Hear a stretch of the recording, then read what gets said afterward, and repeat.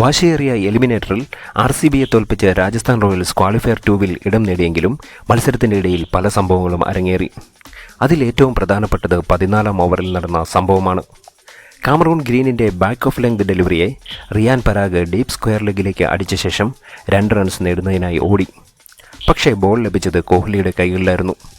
അദ്ദേഹം വളരെ വേഗത്തിൽ ബൗളർ കാമറൂൺ ഗ്രീനിൻ്റെ കൈകളിലേക്ക് എറിഞ്ഞുകൊടുത്തു. ഗ്രീനിന് ബോൾ കൃത്യമായി കയ്യിലൊതുക്കാൻ സാധിച്ചില്ല എങ്കിലും കയ്യിൽ ബോൾ തട്ടിയ സമയത്ത് സ്റ്റമ്പ് പിഴുതെടുത്തു.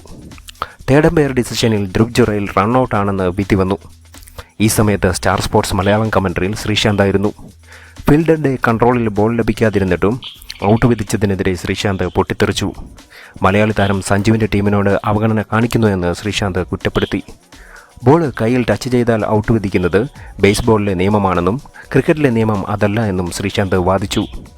എന്നാൽ IPLൻ്റെ ഒഫീഷ്യൽ സൈറ്റിലുള്ള പ്ലേയിങ് കണ്ടീഷൻ ഡോക്യുമെൻറ്റ്സിൽ ബോൾ ഫീൽഡറുടെ കൈകളിൽ നിന്ന് റീബൗണ്ട് ചെയ്താലും ഔട്ടാണെന്നാണ് പറഞ്ഞിരിക്കുന്നത്.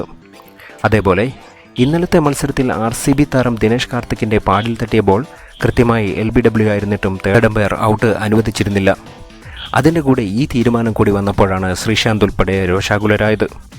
ഏതായാലും രാജസ്ഥാൻ റോയൽസ് ഓരോ ഓവർ ബാക്കി നിൽക്കെ കളി ജയിച്ച് ഹൈദരാബാദുമായുള്ള പോരാട്ടത്തിന് തയ്യാറായി നിൽക്കുകയാണ്. നാളെ ചെന്നൈയിലാണ് 2ാം ക്വാളിഫയർ. ചെന്നൈയിൽ മുൻതൂക്കം രാജസ്ഥാന് തന്നെയാണ്.